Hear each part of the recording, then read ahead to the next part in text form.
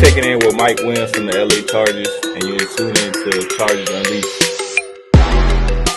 Welcome to another edition of Chargers Unleashed. Jake Hefner and Dan Wolkenstein here with you from the LA Football Network. Today's show, of course, is being brought to you by BetOnline, Charger Bolt Family, and Rock Solid Sports Memorabilia. If this is your first time tuning into the show, make sure to hit that like and subscribe button on YouTube. You can also follow us on Facebook, Twitter, Instagram, Spotify, and Apple Podcasts. Dan Wolkenstein.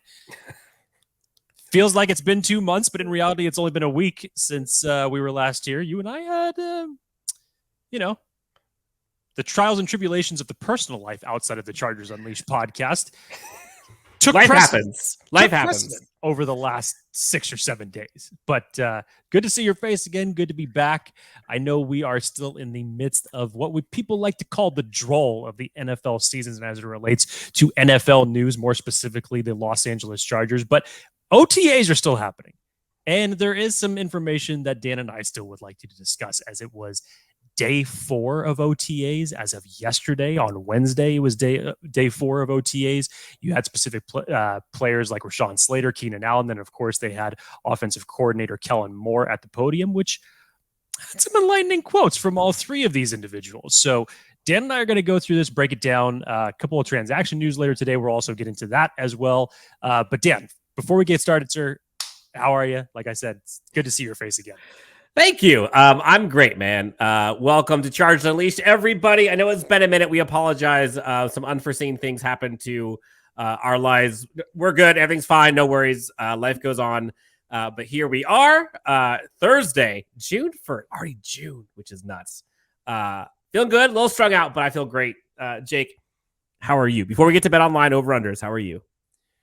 Actually, everything I said on the intro, Dan, was a lie. I have honestly just been lazy. I've been doing nothing. I have really not wanted to do a podcast with you. That's it. That if anybody is wondering where we've been for the last 6 days, blame it on me. I just didn't want to see Dan. I didn't want to talk to Dan. There was nothing going on in the football world. The truth finally comes out, Jake. After 4 years. That's it.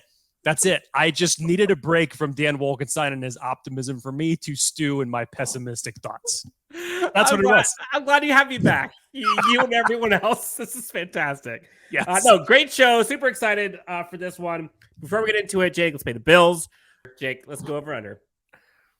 Over or under 4.5 touchdowns for Quentin Johnston in 2023. Regular season.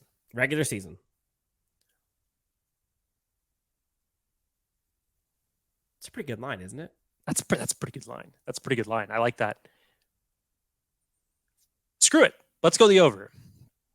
We're in June. Everybody's hype meter is at 11 right now, especially as it relates to Quentin Johnston. So why not hit that button right now? My optimism has already gotten back to Jake in 5 minutes of us not talking for a week. Exactly. Jake, let's find out about our friends over at BetOnline. Well, BetOnline remains your number one source for all of your sports betting needs this season. Always the fastest and easiest way to get all of your betting info, including live betting options and your favorite casino and card games available to play right from your very own home. Just get into all the action today and head on over to betonline.ag. Use your mobile device to join and be sure to use that promo code BELIEVE. That's BLEAV to receive your rewards. BetOnline, where the game starts. So, Jake, transactions first or podium talk first? We can pretty much get the transactions out of the way. 2 transactions are actually taking place. One was yesterday. One was earlier this afternoon. We heard yesterday that the Chargers had cut linebacker Damon Lloyd, which is a little bit bittersweet to me. If anybody has watched Damon Lloyd play, even going back to training camp last year before he got injured and ultimately didn't end up making the final 53-man roster because of said injury. I really like Damon Lloyd as a linebacker when he was out there, man. I really do. And, who knows if there's going to be an opportunity for him to return at some point during training camp. Time will tell on that. But all of a sudden, another roster spot opened up, and we just heard earlier this afternoon that the Chargers went out and got some competition for a one Darrius Davis, adding another wide receiver to this roster, going out and getting wide receiver Darius Shepard, who has been a journeyman. Two Darriuses. Yes, Darrius and Darrius. Darrius and Darrius. but who's basically been kind of a journeyman as it relates to the NFL experience that he's had. More recently played in the XFL, was I think named Special Teams Player of the year for the XFL. So he's got some special teams experience as it relates to returner. Chargers wanted a little bit more return options as it relates to some competition for one Darrius Davis, but that's the latest as it relates to the transaction wire today. So currently, how many spots are available on the roster? One. Yesterday it was 2. Now with the signing of Darrius Shepherd, there is 1 remaining spot open on the roster. So remember, folks, they can get more than 1. That just means they have to release more than 1 if they were to go ahead and do it. So for folks looking for guys like a John Johnson, a Bryce Callahan, if you're like a Matt May Smith, you want to bring in like Yannick Ngakoue or Frank Jones, like Frank Clark, like it could still happen, money withstanding, but it just means 1 more guy has to be taken off the roster than they currently have. I really liked your mathematics there 2 seconds ago, Dan Wolkenstein. It's like they can add more than 1, but then they have to cut 1. Like, no way. Really? Look, thanks, Jake, so much. Let's get to the podium. Let's get to the podium talk. We had Rashawn Slater, Keenan Allen, and Kellen Moore all at the podium this week. I think my first takeaway, Jake, was, and you heard it from both Kellen Moore, offensive coordinator, and Keenan Allen, Quentin Johnston, opening eyes. They both raved about him. Let me read this one quote that I saw from Kellen Moore about Quentin Johnston and what jumped out. This is from Kellen Moore. Obviously, the physical component of it is really evident. Just his ability to make plays from a physical standpoint, size, height, weight, speed, his range catching the football. When you get out there on the field and you start seeing him catch passes, his range is really, really tremendous. I think the other thing that we've obviously highlighted is his ability to make plays after the catch. I think you can certainly see that, his suddenness to get in and out of breaks once he catches the ball, the transitioning into a runner. I think that will be really big for him. And then Keenan Allen kind of echoed that on Quentin Johnston. He said he's a phenomenal athlete. Obviously, he's having the struggles of the NFL, terminology, splits, knowing where to line up. It comes with it. It's only 3 weeks in. His athletic ability is through the roof. I can't wait for him to understand what's going on and really have the confidence to line up and go play fast. High praise from Keenan Allen. High praise from Kellen Moore. We've all heard everyone talk about size, weight, height, speed. Those are kind of the main things that we see. But for them to start seeing it now in the NFL, not just as TCU player, breath of fresh air. Yes, he's catching some balls with his hands. No news there. Quentin Johnston, huh?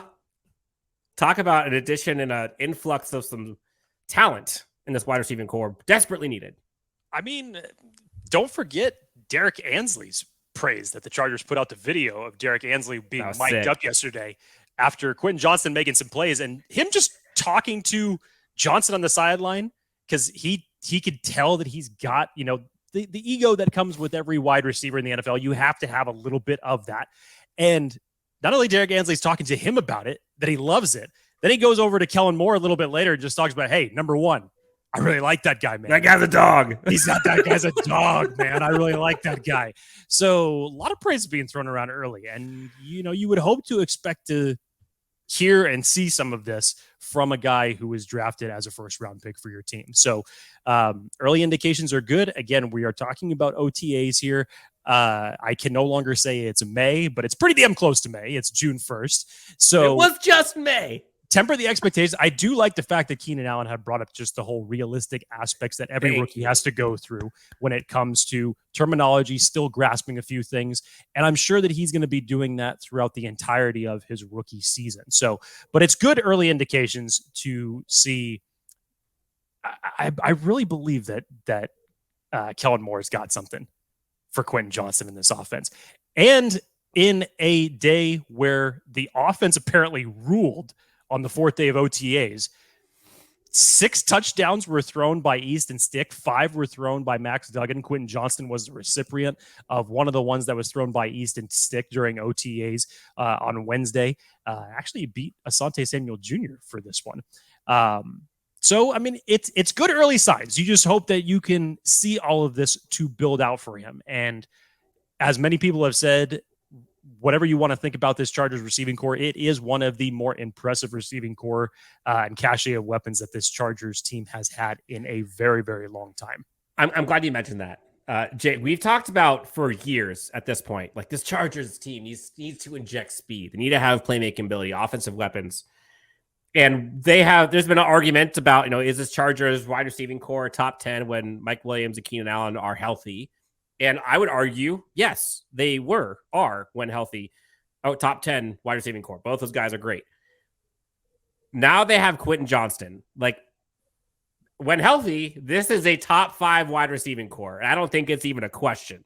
If you look at Quentin Johnston, Keenan Allen, Mike Williams, and then you add the injection of a Darrius Davis, you've got Josh Palmer, you've got a whole bunch of receiving core, and also you've got Jalen Guyton back there as well. So this wide receiving core is poised to ball. Now, time will tell. We'll see. But Justin Herbert has his weapons all across the offense now. Like, this is what Chargers fans and Justin and Staley probably have been wanting this entire time.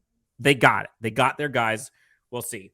Jake, next big takeaway you have from the podium talks of either of the three. I think the next quote that came out to me was Keenan Allen's quote, just as far as about the offense in general. Very short, to the point quote that should just immediately get everybody excited for all of the critics of the Joe Lombardi-led offense and trying to get Justin Herbert back to that 2020 form. When Allen was commenting about the difference in implementation between Joe Lombardi's offense and Kellen Moore's offense, and then, of course, talking about this offense as a whole as far as its personnel goes. Get the fans excited, Jake. Here we go. Listeners, viewers, this is what we've been waiting for. In so many words, Keenan Allen basically has said that Kellen Moore is going to call it different, too, when it comes to game day play calling. Quote, obviously, Justin has a cannon. Mike goes deep. He has a new guy named Quentin Johnston. He can also go deep. And he says, we're probably going to be going deep. So, hallelujah. Excitement be damned. Let's hear it. Come on. Rain down from the heavens. The only thing that could make this better is if we hear it from the man himself. If Kellen Moore comes out at any press conference and says, yeah, we're going to throw the ball deep this year, you're going to see Chargers fans in the streets. Because that's what they've been clamoring for years. I almost feel like he's kind of said something like, it's been like razor close. You just haven't heard heard those verbatim words. Yes. Like, you've heard Brandon Staley want to talk about it. We heard him talk about it like 2 years ago, and then we saw it not happen for a plethora of reasons. Until Kellen Moore, who is calling plays, says that. It's like, oh, I'm going to wait till I see it. Jake, you and I, Zion Johnson had a really interesting point that I wanted to bring up when talking about the run game. And you and I talked about how much of an impact Kellen Moore should have on this run game. Sorry, were you talking about Rashawn Slater had as an interesting point? Who did I say? You said Zion Johnson. I'm sorry. Yes. I'm sure he's got his own thoughts on the running game as well. Yes, I'm sure he does. But Rashawn Slater, was asked about the benefit of the run game and how Kellen Moore can affect that. And Rashawn Slater said, quote, simplification. You'd be surprised how much can change in the run game whenever certain rules are rearranged or just the coaching points change a little bit. I think that is really going to allow us to just play fast. It gives us a chance to make explosive plays. Now, Jake, when we saw that Kellen Moore was the guy, you and I had talked about it almost immediately on how we felt the run game is probably going to see a bigger impact or bigger benefit than the passing game, which says something because there was a lot to be desired from the passing game perspective. But this running game needed so much work from a blocking standpoint, from a scheme standpoint, and from a personnel standpoint, as well as just performance by the running backs. It's all of that needed to improve. And we've highlighted in previous episodes the impact of his running scheme and how he simplifies, he being Kellen Moore, simplifies kind of that gap scheme, the wide zone, allow running backs to just 1, 2, 3, which one you're going to go through your progressions and hit it. Simplification, genuinely, I think is the best thing you can hear of this running game. Like, at some point, it's football. And if you can simplify it to where these players can understand it and can perfect it, and you've seen Kellen Moore's success everywhere he's gone with that. So that got me excited because we all know how impressive Justin Herbert is, and we talked about at the Quentin Johnston and the Darrius Davis, but the running game to me is, I think, will take this team to a playoff contender to like a championship contender. They can make the playoffs when their running game isn't great. They can go deep in the playoffs if their running game is what we hope to be. Yeah, and on top of that, Dan, I love the fact that you broke that down because we've seen Brent Coleman's breakdowns of this. You and I have talked about this. And I like the way that Brent Coleman put it, where he basically just said, if the Chargers want to run, they're going to run. And it's really hard to imagine that they're going to be anything worse or even equal to what their unfortunate numbers were last year in the rushing attack. They just could not get anything going from the run game. And whether that was from, schemes, obviously injuries took their toll, rotation of players. When Rashawn Slater went out, it was devastating. Even the fact that Jamari Salyer got in there and was able to hold his own. But you're taking a guy of Rashawn Slater's caliber out. It ended up, unfortunately, decreasing the play of Matt Filer as well. Corey Linsley was in and out. I don't think that he was fully healthy last year. We obviously know what took place at the right tackle position going in and out. So there was a lot of influx, and Zion Johnson was one of the consistent, let's just say, anchors as far as, did he have the most stellar rookie season? No, but it was admirable. It wasn't a terrible season by any means.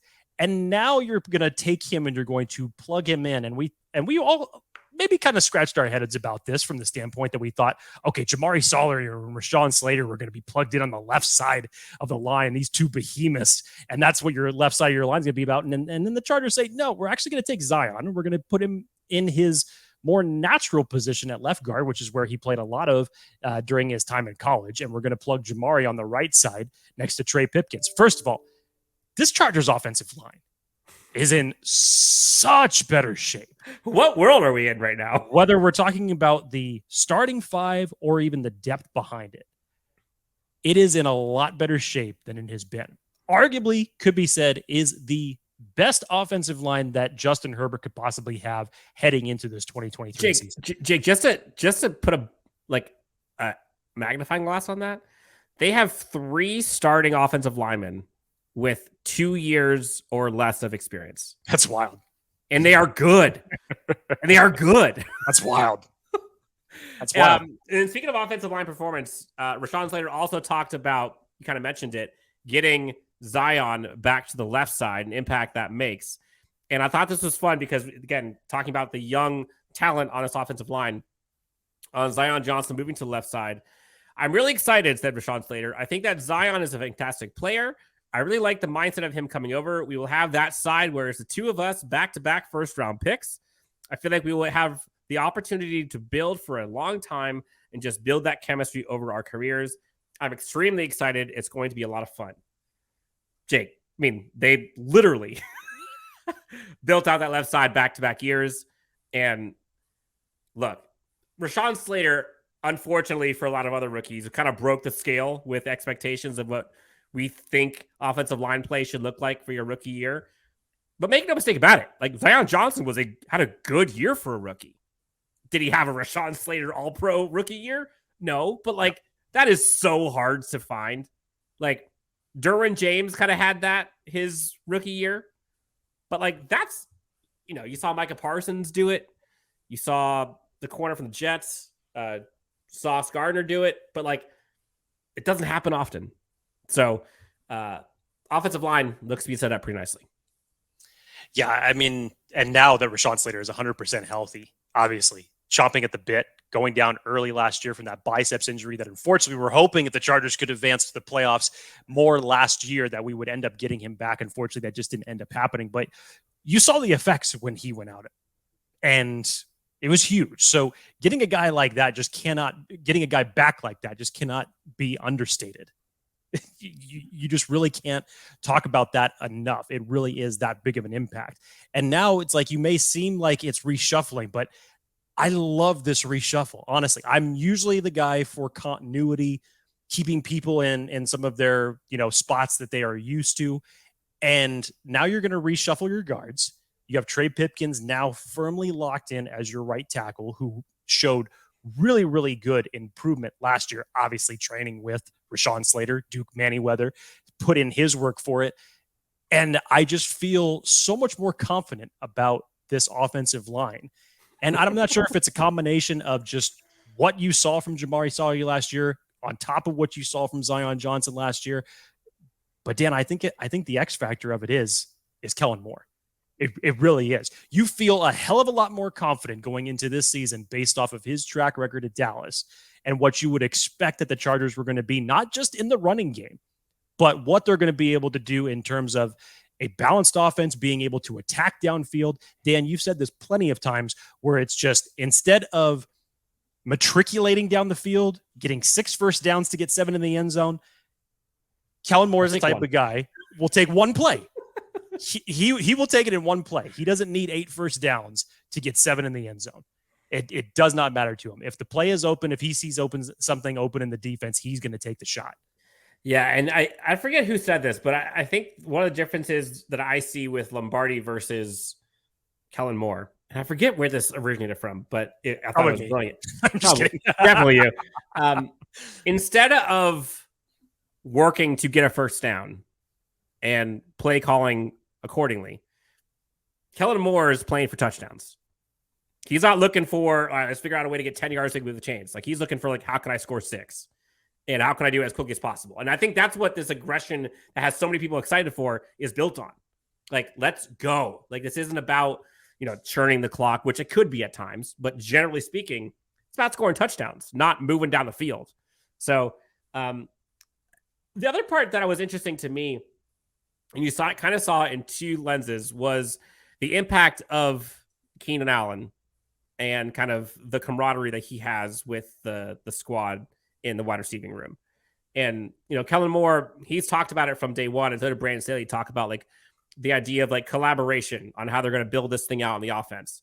And Kellen Moore talked about how much he likes having Keenan Allen there specifically. He said, quote, "It's been amazing. It's been awesome for me, even personally, just to have a guy in our room who has played so much football, has so much experience that you can kind of bounce things off of him.